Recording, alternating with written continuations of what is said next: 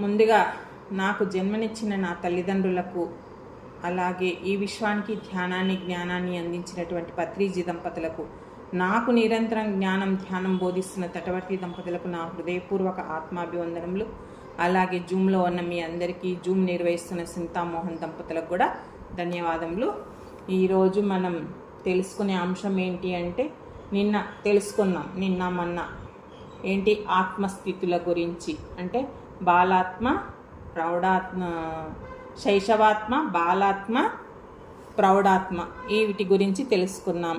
ఈరోజు ఏంటి యవ్వనాత్మ. ఈరోజు మనం తెలుసుకోబోయే అంశము యవ్వనాత్మ. ఇక్కడ ఏంటి అంటే చూడండి, శరీరం మారుతూ ఉంటుంది. అంటే ఫస్ట్ చిన్న పిల్లవాడిగా చిన్న పసికందులాగా ఉంటాడు, తర్వాత బాలుడిగా, ఆ తర్వాత వృద్ధుడిగా ఇలా పెరుగుతూ ఉంటారన్నమాట. అలాగే మనసు కూడా మారుతూ ఉంటుంది, ఎప్పుడు ఒకలాగా ఉండదు ఆ మనస్సు. అలాగే భావాలు కూడా మారుతుంటాయి, తనలో ఆలోచనలన్నీ కూడా. అలాగే వయసు మారుతుంది, ఒక్కొక్క సంవత్సరం పెరిగే కొద్దీ వయసు మారుతూనే ఉంటుంది. ఇవన్నీ జరుగుతుంటాయి శరీరంలో, మానవ జన్మ తీసుకున్న ఈ శరీరం. కానీ మారనిది ఉంది, ఏంటి? ఆత్మ. ఆత్మ ఎప్పటికీ మారదు, అది నిత్యమైనది, సత్యమైనది, చైతన్య స్వరూపమైనది అన్నమాట. మానవ జీవన ప్రయాణంలో ఆత్మ వివిధ స్థితుల ద్వారా తనను తాను వ్యక్తపరుస్తుంది. అంటే మనం నిన్న చెప్పుకున్నాం కదా, శైశవం, బాల్యం, ప్రౌఢ్యం, ఈరోజు యవ్వనం. ఇలా ఒక్కొక్క స్థితిని వ్యక్తపరచుకుంటుందన్నమాట. ఇంకా దీనినే యోగులు వివిధ రీతుల్లో చెప్పడం జరిగింది. ఎవరికి అనుభవపూర్వకంగా, అంటే ఒకరొకరు ఒక విధంగా బోధించిండ్రు. ఇంకా కొందరు ఏమని చెప్తారంటే బాల్యాత్మ, యవ్వనాత్మ, పరిపక్వాత్మ, పూర్ణాత్మ, ఇలా కొందరు ఇలా బోధించిండ్రు, కొందరు 7 స్టేజులు బోధించిండ్రు. అలా అన్నమాట, వివిధ రీతుల్లో వాళ్ళు బోధించడం జరిగింది. ఈ అన్నిటిలోకెల్లా యవ్వనాత్మ అనేది అత్యంత శక్తివంతమైనది, అత్యంత చలనశీలమైనది, అత్యంత పరీక్షలతో కూడుకున్నది.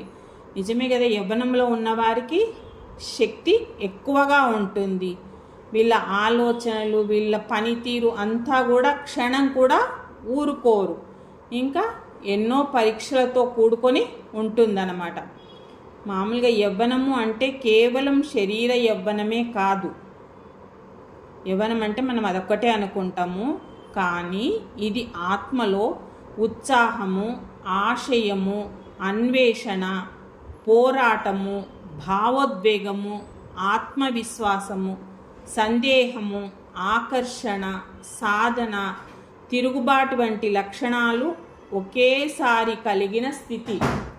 ఇవన్నీ కూడా ఉంటాయన్నమాట యవ్వనాత్మ స్థితిలో ఉన్న, అంటే యవ్వనంలో ఉన్న వాళ్ళకి ఉంటాయి. అంటే జన్మపరంగా తీసుకున్న యవ్వన ఆత్మ స్థితిలో ఉన్న వీళ్ళందరికీ కూడా ఇవన్నీ ఉంటాయన్నమాట.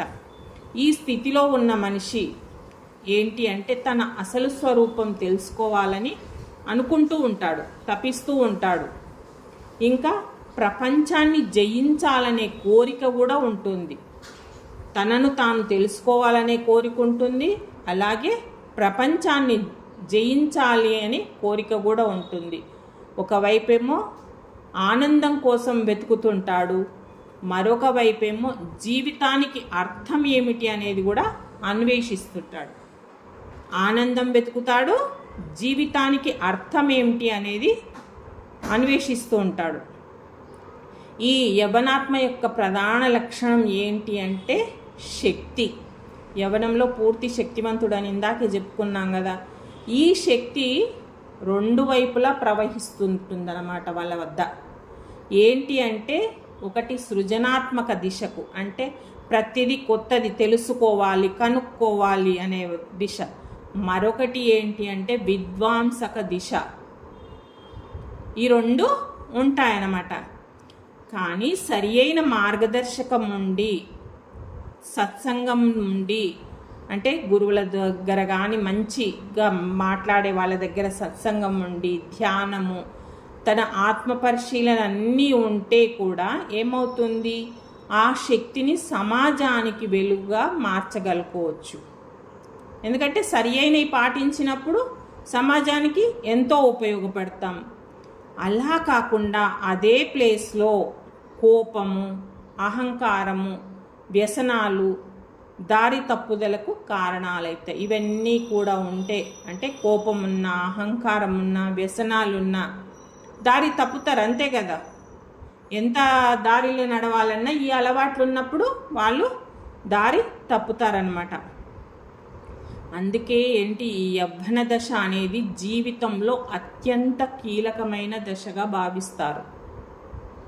చెప్తుంటారు కదా, పిల్లలు మారిపోతుంటారు, యవ్వనంలో ఉన్నప్పుడు చాలా జాగ్రత్తగా చూసుకోవాలి అని చెప్తుంటారు కదా. ఈ యవ్వనాత్మలో మొదట కనిపించేది అంటే నేను అనే ప్రశ్ననే, నేను ఎవరు అనే ప్రశ్ననే ఎక్కువగా కనిపిస్తుంది. ఎందుకు అంటే చిన్నప్పుడు ఎలా ఉంటారు, ఇతరులు ఏది చెప్పినా విని జీవిస్తూ ఉంటారు. అమ్మ చెప్పిందని అమ్మ మాట వింటారు, నాన్న చెప్పిందని నాన్న మాట వింటారు. ఇంకా ఎవరేది చెప్పినా కూడా ఆ మాటలు విని వాళ్ళు చెప్పినట్టుగానే జీవిస్తుంటారు. నీవు ఇదే డ్రెస్ వేసుకోవాలి అంటే అదే డ్రెస్సు, నీవు ఇదే తినాలి అంటే అదే తినడము, ఇలా ప్రతిదీ కూడా ఇతరులు చెప్పినవి చేస్తూ ఉంటారు. కానీ ఈ యవ్వన దశలోకి వచ్చిన తర్వాత ఏం కోరుకుంటాడంటే తన సొంత గుర్తింపు కోరుకుంటాడు. నాదంటూ నాకు ఒకటి ఉండాలి అనేది వెతకడం ప్రారంభిస్తాడు. తనకు అప్పటికి ఏమవుతుంది, తన ఆలోచనలు, అభిరుచులు, లక్ష్యాలు, తన వ్యక్తిగతం గురించి ఆలోచించడం మొదలుపెడతాడు. తన పర్సనల్కి అన్నీ ఆలోచిస్తుంటాడనమాట. ఈ అన్వేషణ అంతా ఎలా అయిపోతుంది, ఇన్ని ఒక్కసారి వచ్చే వరకు గందరగోళంగా ఉంటుంది, అంతే కదా. ఈ ఆలోచనలన్నీ ఇన్నిగానం వచ్చే వరకు, అభిరుచులు, ఆ లక్ష్యాలు, వ్యక్తిగత ఇవన్నీ వచ్చే వరకు తనకి ఒక గందరగోళంలా ఉంటుంది. కొన్నిసార్లు ఒంటరిగా కూడా ఫీల్ అవుతాడనమాట. అయినప్పటికీ ఇవన్నీ ఉన్నప్పటికీ ఏంటి అంటే ఆ అన్వేషణ అనేది కూడా ఉన్నతమైన జ్ఞానానికి దారి తీస్తుంది. ఒకసారి కాకుండా ఒకసారి ఆలోచనలన్నీ ఆలోచించడం వల్ల ముందడుగు వేయడానికి ఆస్కారం ఉంటుందన్నమాట.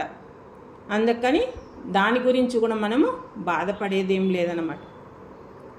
అలాగే యవ్వనాత్మలో భావోద్వేగాలు బలంగా ఉంటాయి. ప్రేమ, కోపము, ఆశ, నిరాశ, ప్రేమ, స్నేహము, పోటీ, గెలవాలనే తపన, ఇవన్నీ కూడా చాలా గాఢాతి గాఢంగా ఉంటాయన్నమాట. ఈ దశలో అతని హృదయం చాలా సున్నితంగా ఉంటుంది, బుద్ధి ఇంకా పరిపక్వం చెందలేకుంటుందన్నమాట. అందువల్ల యవ్వనాత్మ తరచుగా భావోద్వేగాలకు గురి అవుతుంటుంది, అలాంటి నిర్ణయాలే తీసుకుంటుంది. అలాంటి సమయంలో ఏంటి, మంచిగా ధర్మం చెప్పేవాళ్ళు, కుటుంబ విలువలు చెప్పేవాళ్ళు, గురువుల సలహాలు, ఇవన్నీ కూడా ఈ యవ్వన దశలో చాలా చాలా అవసరం అన్నమాట. ఇక యవ్వన దశకు ఏంటి అంటే స్వేచ్ఛ కూడా చాలా ఇష్టం. స్వేచ్ఛగా బతకడం అన్నమాట. అంటే తన నిర్ణయాలు తానే తీసుకోవాలని కోరుకుంటూ ఉంటాడు. ఎవరి నియంత్రణలో ఉండాలని ఉండదన్నమాట. ఇది అందరికీ సహజమైన ప్రక్రియని. యవ్వనంలో ఉన్న వాళ్ళకి, మన ఇంట్లోనే మన పిల్లల్ని చూస్తుంటాం, యవ్వన స్థితిలో ఉన్న వాళ్ళకి మనం చెప్తేమంటారు, అమ్మ నీకు అన్ని పాత చింతకాయ పచ్చడి ఆలోచనలే ఉంటాయి, నేను నిర్ణయం తీసేసుకుంటానులే అని చెప్తుంటారు. అలా అన్నమాట. ఎటు తిరిగి ఎందుకు అంటే తను స్వతంత్రంగా ప్రతిదీ అనుభవపూర్వకంగా తెలుసుకోవాలి, నేర్చుకోవాలి అని అనుకుంటాడు. కానీ ఈ స్వేచ్ఛకు బాధ్యత అవసరం. స్వేచ్ఛ ఇవ్వాలి, స్వేచ్ఛతో పాటు బాధ్యత కూడా అవసరం. బాధ్యత లేకపోతే ఏమవుతుంది? అహంకారం దారితీస్తుంది. బాధ్యత ఉన్నప్పుడు బాధ్యతతో అది నేర్చుకుంటాడు, లేకుంటే నేనేలే అనే అహంకారం వస్తుందన్నమాట. ఎప్పుడైతే బాధ్యతతో కూడిన స్వేచ్ఛ ఉంటుందో అప్పుడు ఆత్మ ఉన్నత స్థాయికి చేరడానికి అవకాశం ఉంటుంది అన్నమాట. అందుకని బాధ్యతతో కూడిన స్వేచ్ఛ ఉండాలి. ఇక యవ్వనాత్మలో మరో ముఖ్యమైన అంశం ఏంటి అంటే కలలు కంటుంటారు. ఏంటి? పెద్ద పెద్ద లక్ష్యాలతో కలలు కంటుంటాడు. ఏంటి ఆ లక్ష్యాలు? సమాజంలో పెద్ద పేరు తెచ్చుకోవాలని, బాగా ధనము సంపాదించాలని, అందరికంటే పెద్ద పెద్ద ఇళ్ళు కట్టుకోవాలని, అందరిలో నన్నే గౌరవించాలని, ప్రతిదీ నాదంటూ ఒక ప్రత్యేకం ఉండాలని ఆశపడుతూ ఉంటారనమాట. మరి ఈ ఆశయాలన్నీ తప్ప అంటే ఏం తప్పు కావు. కానీ నువ్వు ఏది చేసినా ధర్మంతో, నైతికతతో, మానవత్వంతో కూడినవి చెయ్యాలి. అప్పుడే అవి శాశ్వతమైన ఫలితాలను ఇస్తాయన్నమాట. ఇవన్నీ అధర్మంగా చేస్తే అవి ఎప్పటికైనా ముప్పే అన్నమాట. ఆధ్యాత్మిక దృష్టిలో యవ్వనాత్మ అనేది శక్తి మరియు చైతన్యం మధ్య యుద్ధభూమి లాంటిది. ఏంటి అంటే ఒకవైపు ఇంద్రియ ఆకర్షణలు ఉంటాయి, ఇంద్రియాలు ఎన్నిటినో ఆకర్షిస్తూ ఉంటాయి. మరోవైపు ఆత్మ పిలుపు కూడా ఉంటుంది, పిలుస్తుంది కానీ అందరికి వినిపించదు. ఈ రెండిటి మధ్యల సమతుల్యతను సాధించడమే యవ్వనాత్మ యొక్క నిజమైన సాధన. రెండిటిని సమస్థితిలో చూడగలగనమాట. మరి ఎలా సాధ్యమంటే ధ్యానము, ప్రార్థన, సేవ, సత్సంగం వంటి ఈ మార్గాల ద్వారా సమతుల్యను కలిగించగలుగుతాము.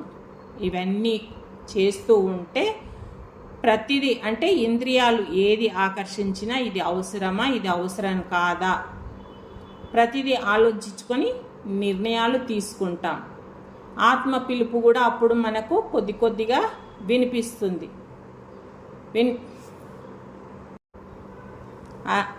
ఈ మార్గాలన్నీ ద్వారానే మనం సమతుల్యతను సాధించగలుగుతాం. ఇంకా అస్సలైనది ఈ యవ్వనాత్మ స్థితిలో ఏంటి అంటే మనకున్నాయి కదా 6 శత్రువులు మనలో. ఏంటి? క్రామము, క్రోధము, లోభము, మోహము, మదము, మత్సర్యము.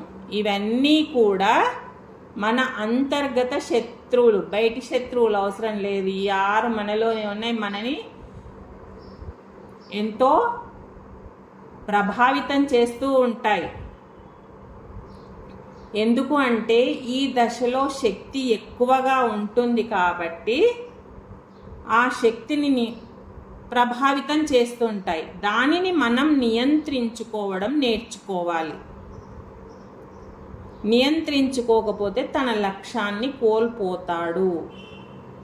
ఎప్పుడైతే ఈ అర్షట్వర్గాలను మనం నియంత్రించుకోకపోతామో మన లక్ష్యం, ఏదో ఒక లక్ష్యం అంటూ ఉంటుంది కదా, ప్రాపంచికంగా కానీ ఆధ్యాత్మికంగా కానీ ఏది ఉన్నా కూడా దాన్ని మనం కోల్పోతామన్నమాట. కానీ ఈ శక్తిని కనుక మనం ఆత్మజ్ఞానంతో మలల్చగలిగితే మనం ఉన్నత స్థితికి చేరుకుంటాం. అందుకని మనం శక్తిని వృధా చేయకుండా ఆత్మజ్ఞానం వైపు మలుచుకోవాలన్నమాట. ఇక యవ్వనాత్మ స్థితిలో స్నేహం కూడా చాలా ముఖ్యమైనదండి. ఏంటి అంటే మంచి స్నేహితులు ఉంటే గనక మన జీవితం ఉన్నత దిశగా పయనిస్తుంది. అంతే కదా, మంచి స్నేహితులు ఉంటే ప్రాపంచికంగా అయినా సరే ఆధ్యాత్మికంగా అయినా సరే మన జీవితం ఎంతో ఉన్నతంగా ఉంటుంది. లేకుంటే వాడు చెడిపోయింది కాక మనం కూడా చెడిపోతాం.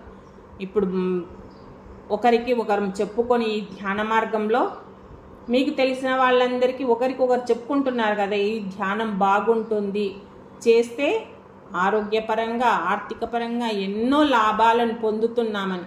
అంటే మంచి స్నేహం ఇలా ఉంటుందన్నమాట.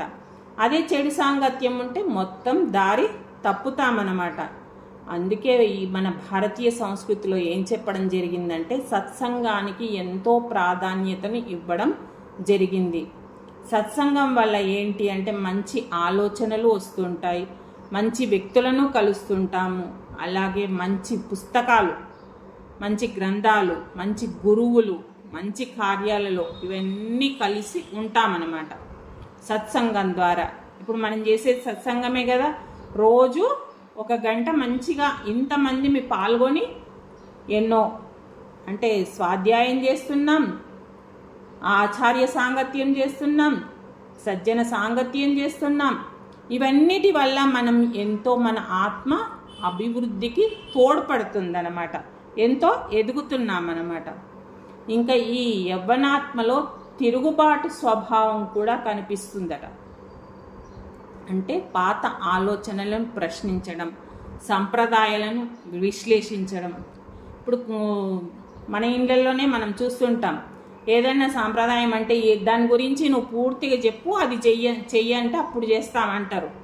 అలా అడుగుతూ ఉంటారనమాట. ఇంకా ఏదైనా పాత ఆలోచనలు ఉన్నా వాటి గురించి కూడా ప్రశ్నిస్తుంటారు. ఇవన్నీ తప్పు కాదు, నిజమే. ఇప్పుడు మనం దీపావళి వస్తే ఏం చేస్తాం, పొద్దున భోగి రోజు హారతులు తీసుకోవాలి అని చెప్తాం.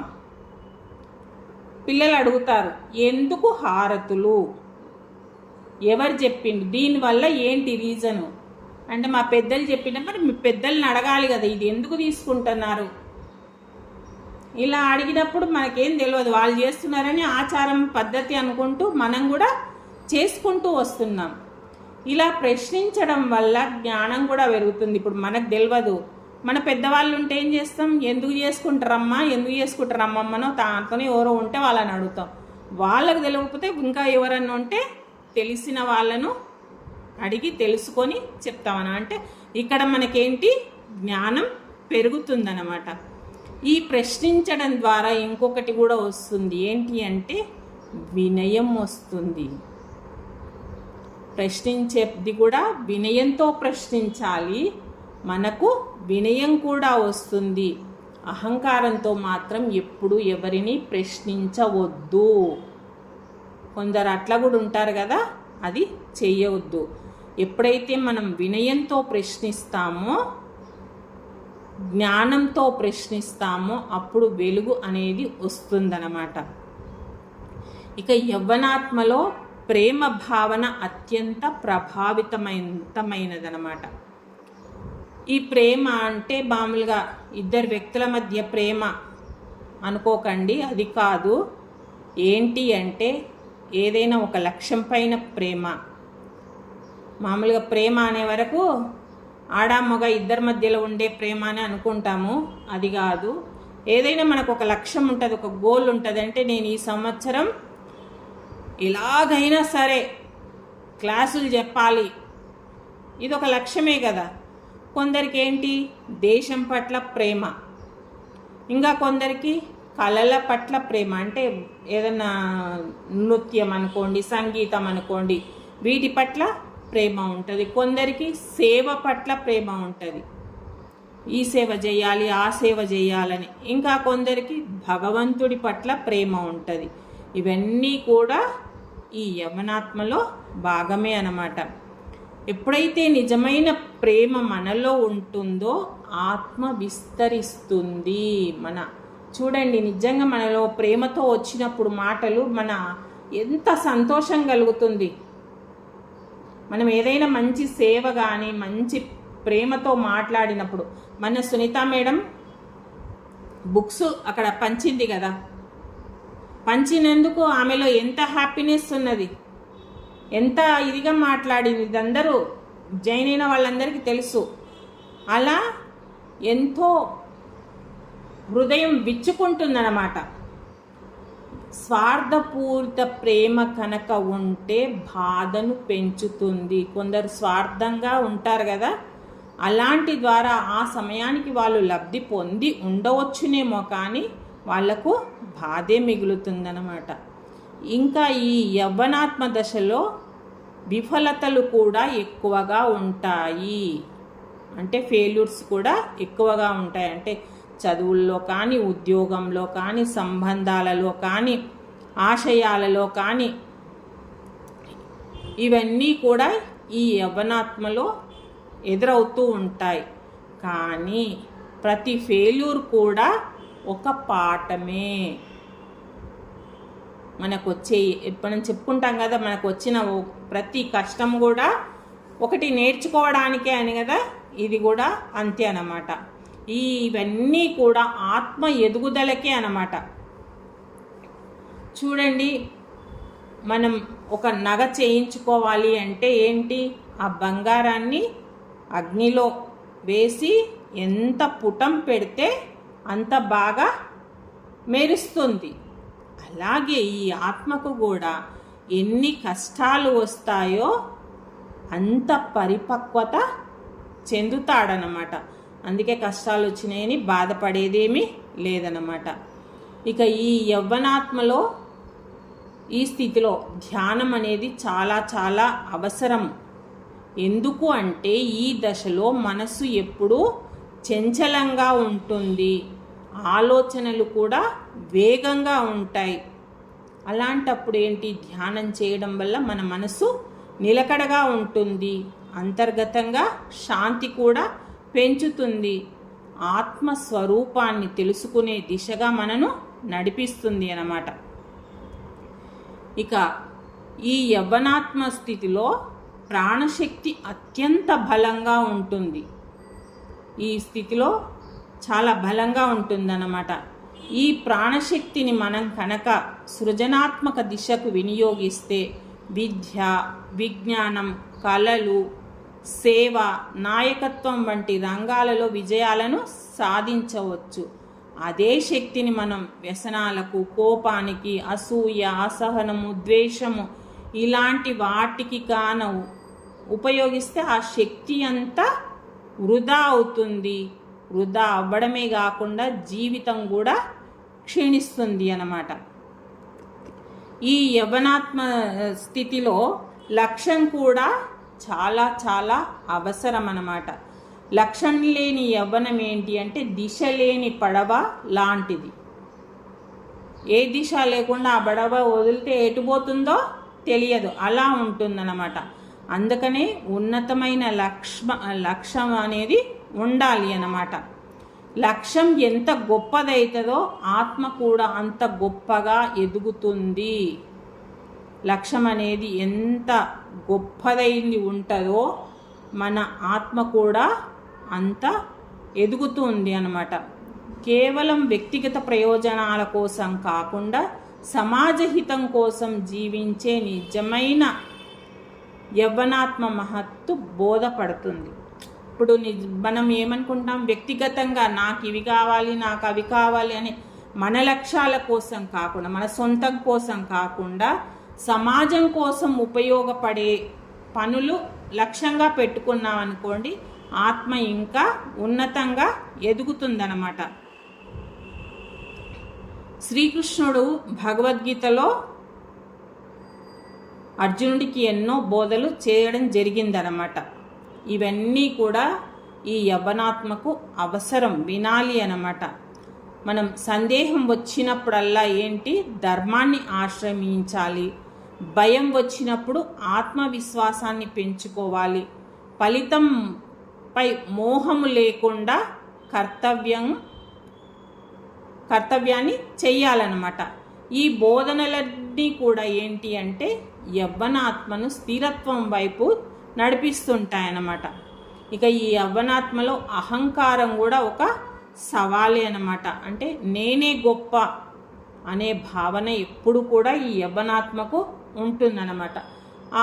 అలా ఉండడం వల్ల ఏమవుతుంది, మెల్లిమెల్లిగా దిగిపోతూ ఉంటారు. అంటే ఒక చీకటి గుహలోకి నడుస్తున్నట్టు ఉంటుందన్నమాట.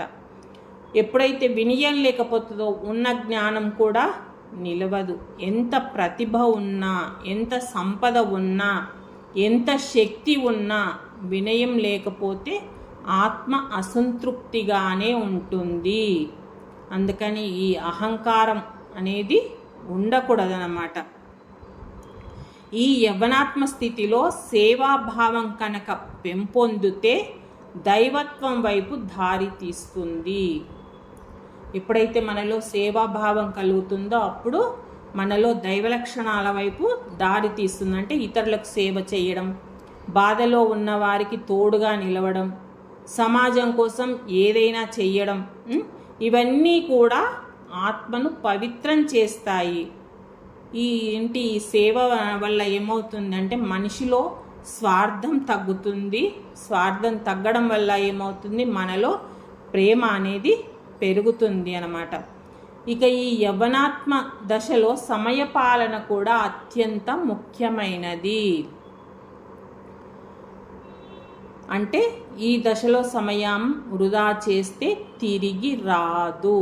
మనం చెప్పుకుంటున్నాం కదా, ఒక్క నిమిషం పోయినా మళ్ళీ మనము వెనక్కి తీసుకురాలేము. కొన్ని కోట్లు ఖర్చు పెట్టినా కూడా గడిచిన సమయాన్ని వెనక్కి తీసుకురాలేము. అందుకని సమయాన్ని వృధా చెయ్యకూడదు. యవ్వనాత్మలో ఆధ్యాత్మికము అంటే ప్రపంచాన్ని వదిలేయడం కాదు. మామూలుగా ఈ స్థితిలో ఆధ్యాత్మిక మార్గంలోకి వస్తే ఇక ప్రపంచాన్ని వదిలేస్తామా అంటే కాదు. ప్రపంచంలో ఉంటూనే అంతర్గతంగా శాంతిని పొందాలి. అంటే ప్రపంచంలో జీవిస్తూ మన గురుగారు చెప్పారు కదా 50-50 అని, అలా ఉండాలి. ప్రాపంచికంగా ఉండాలి, ఆధ్యాత్మికంగా ఉండాలి. మనం ఏ పని చేస్తున్నా ధ్యాన స్థితిలోనే ఉండాలి. విజయాలు పొందినప్పుడు వినయంగా ఉండాలి అన్నమాట. ఇక ఈ యవ్వనాత్మ స్థితిలో ఒక దశలో మనకు మనసంతా ఖాళీగా అనిపిస్తుంది. ఎందుకు అంటే బయట విజయాలు ఉన్నా కూడా లోపల అసంతృప్తి ఉంటుంది. ఎందుకంటే భౌతిక సుఖాలనే కోరుకోదు, అర్థవంతమైన జీవితం కావాలని కోరుకుంటుంది. దానికి ఏంటి అవసరం అంటే ధ్యానమే అవసరం. ఇంకా ఈ యవ్వనాత్మ స్థితిలో గురువు పాత్ర కూడా చాలా ముఖ్యమైనది. మనని సరి అయిన గురువు దొరికినప్పుడే మనను సరి అయిన దిశగా మార్చగలడు. అంటే గురువు అంటే ఏదో పాఠాలు చెప్పే గురువులు కాదండి, మన జీవిత మార్గాన్ని నడిపే గురువు కావాలి. అంటే మనం ఒక చీకటి గది ఉన్నప్పుడు దీపం వెలిగిస్తే ఎలా వెలుగుతుందో అలా అంధకారంలో ఉన్నవాడిని వెలుగు నింపే గురువు కావాలన్నమాట. మనలో అంటే ఆత్మలో నిద్రిస్తున్న శక్తిని మేల్కొల్పే గురువు కావాలన్నమాట. ఇక ఈ యవ్వనాత్మ స్థితిలో భయం కూడా ఒక ముఖ్యమైన అంశమే. అంటే ఏంటి అంటే భవిష్యత్తు పైన భయం ఉండడము, విఫలతల అంటే ఫెయిల్యూర్స్ పైన భయము, ఇతరులను పోల్చుకోవడం వల్ల వచ్చే ఒత్తిడి, ఇవన్నీ కూడా మనసును కలవరపెడుతూ ఉంటాయి. కానీ మన ఆత్మస్వరూపంలము అని తెలుసుకున్నప్పుడు ఇవన్నీ కూడా తగ్గుతూ ఉంటాయి మెల్లిమెల్లిగా. ఎందుకంటే నిజమైన శక్తి మనలోనే ఉంది అనేది మనం తెలుసుకుంటాం కనుక. ఎప్పుడైతే అది గ్రహిస్తామో మెల్లిమెల్లిగా తగ్గుతూ ఉంటుందన్నమాట. ఇక యవ్వనాత్మలో ప్రకృతితో అనుబంధం కూడా పెంచుకోవాలన్నమాట. అప్పుడు అంటే ప్రకృతితో అనుసంధానమై ఉండాలి. అంటే మనం ఎప్పుడైతే ప్రకృతితో ఉంటామో మన మనస్సు కూడా ప్రశాంతంగా ఉంటుంది. ఉదయం పూట సూర్యోదయం చూడడం కానీ, ప్రకృతిలో నడవడం కానీ, ఉదయం పూట సూర్యుడు ఉదయిస్తున్నప్పుడు చూడాలి, ఎంత ఆనందం అనిపిస్తుందో. నేనైతే చాలా ఎంజాయ్ చేస్తాను అది. ఇంకా ప్రకృతిలో నడవడం, నిశ్శబ్దాన్ని ఆస్వాదించడం, ఇవన్నీ కూడా ఆత్మకు ఆహారం లాంటిదన్నమాట. ఈ ప్రకృతిని గమనించడం వల్ల మనలో సమతుల్యత కూడా ఏర్పడుతుందన్నమాట.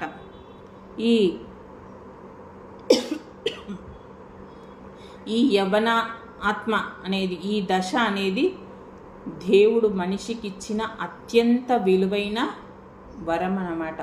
మనం ఏదో ఆషామాషి అనుకుంటాం, కానీ చాలా అత్యంత విలువైనది.